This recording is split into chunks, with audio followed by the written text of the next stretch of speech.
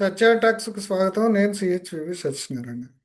ఇంకా ఇవాళ సిబిఐ మాజీ డైరెక్టర్ ఎం నాగేశ్వరరావు ఆయన తన ట్విట్టర్లో నారా చంద్రబాబు నాయుడుకి ఒక లేఖ రాశారు.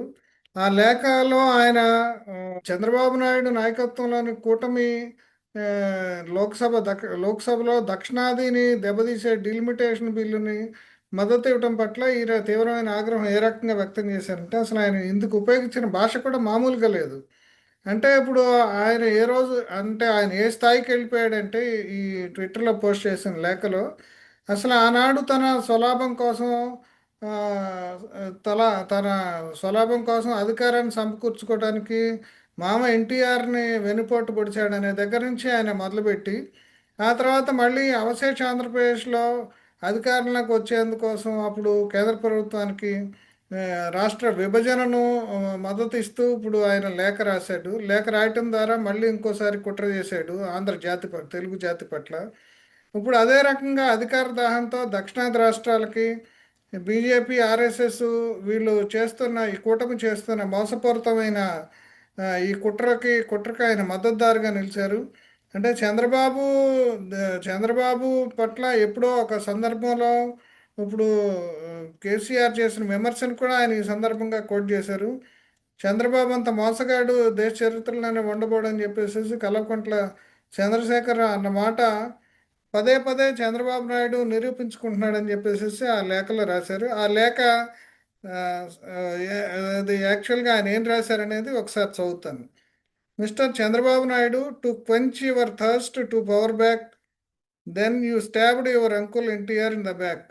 అంటే ఆ రోజున ఇప్పుడు ఈ వెన్నుపోటు పోరాటం గురించి ఆయన ప్రస్తావించాడు. Because of your crooked politics with the malicious intent of at least coming to power in the residual Andhra Pradesh, the letter you wrote in 2008 demanding the division of united Andhra Pradesh is what you tore the Telugu nation in to two. Now once again with that same thirst of power, by supporting the injustice being done to South India by the RSS, BJP, Modi cabal, you are betraying not just the Telugu nation but the entire idea of India. When Kalakuntla Chandrasekhar Rao said, in the history of this country, there has never been a leader as vile, despicable, and wicked as Chandrababu Naidu, I did not believe it. But since you keep proving his words true time and again, there is no room for doubt. అంటే ఈ రకంగా తీవ్రమైన పదజాలంతో ఇప్పుడు ఆయన విమర్శించారు. అంటే ఇప్పుడు చంద్రబాబు నాయుడు కూడా ఇప్పుడు మోడీ కనుసన్నల్లో మెలగటం కోసం ఇప్పుడు దక్షిణాది రాష్ట్రాలు అంటే ఇప్పుడు రేవంత్ రెడ్డి వ్యతిరేకిస్తున్నాడు.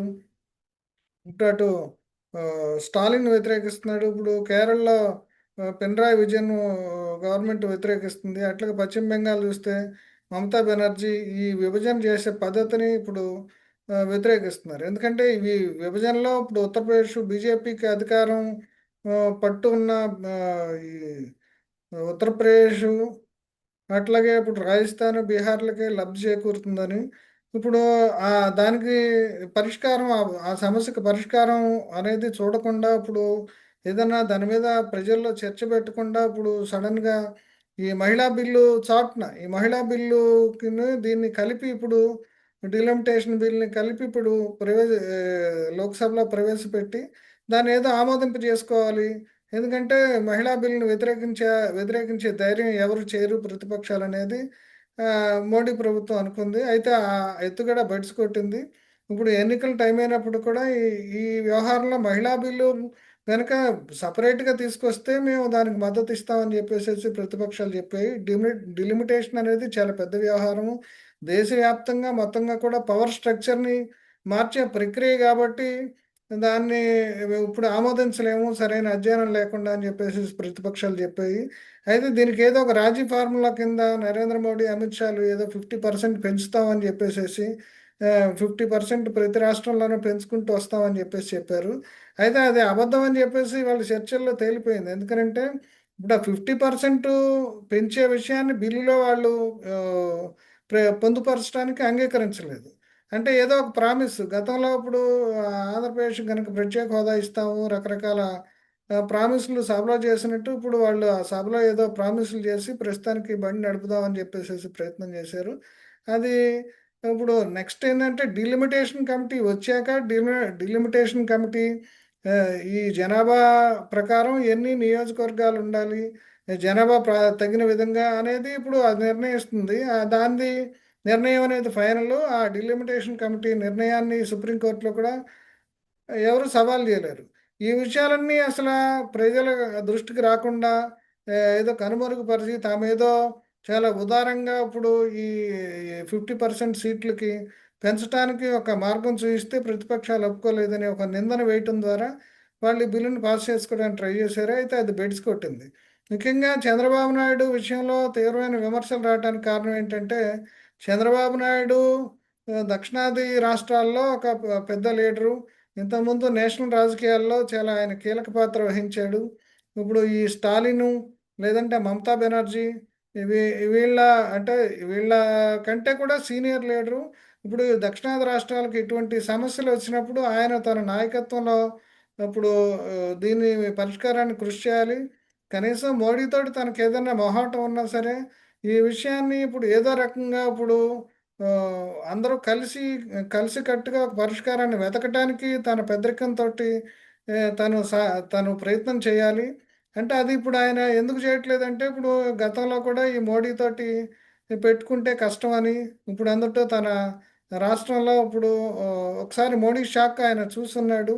అంతేకాకుండా ఇప్పుడు తన వారసుడిని కూడా ఇప్పుడు రేపు ప్రవేశపెట్ట అదే రేపు వారసుడిని కూడా ఇప్పుడు సీఎం చేయాల్సిన అవసరం ఉంది.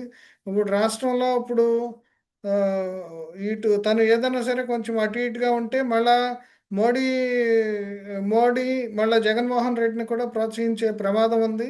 అట్లా ఇవన్నీ రాజకీయాలన్నింటినీ దృష్టిలో పెట్టుకుని ఆయన వ్యవహరిస్తున్నాడు. కానీ ఇప్పుడు ఈ దక్షిణాదికి సంబంధించిన ఇప్పుడు ఎంత నష్టం జరుగుతుంది పవర్ స్ట్రక్చర్లో, ఈ ఉత్తరాది ఇప్పుడు పెత్తనం అనేది దక్షిణాది మీద ఎంతగా కేంద్రీకృతం అవుతుంది. ఇప్పుడు ఈ పవర్ స్ట్రక్చర్కి సంబంధించి వ్యవహారాలు ఏమవుతాయి, ఈ విషయాలన్నీ కూడా చంద్రబాబు పట్టించుకున్నందుకు చాలామందికి కోపంగా ఉంది. కానీ అయితే ఎవరికి వాళ్ళకి ఉన్న మొహాటాలు ప్రస్తుతం అసలు ప్రతిపక్షం లేదు, అసలు మూడో పక్షం లేకుండా ఇప్పుడు ఉన్న ఆంధ్రప్రదేశ్లో ఎవరు మాట్లాడటానికి సిద్ధపడలేదు ఆయనకు వ్యతిరేకంగా. అయితే ఈ సిబిఐ డైరెక్టర్గా పనిచేసిన ఈయన మాత్రం ఇప్పుడు ఈ మాజీ సిబిఐ డైరెక్టర్ మాత్రం ఇప్పుడు ఆయన చాలా ఆగ్రహాన్ని వెలిబుచ్చి ఒక లేఖను రాసి ట్విట్టర్లో విడుదల చేయటం ద్వారా ఒక సంచలనాన్ని సృష్టించారు. మరి ఈయన ఈ లేఖ మీద స్పందన ఎట్లా ఉంటుందో, ఇప్పుడు చంద్రబాబు పట్ల విమర్శలు పెరుగుతాయో ఇంకా కొంతమంది విమర్శిస్తారో ఏంటనేది చూడాలి.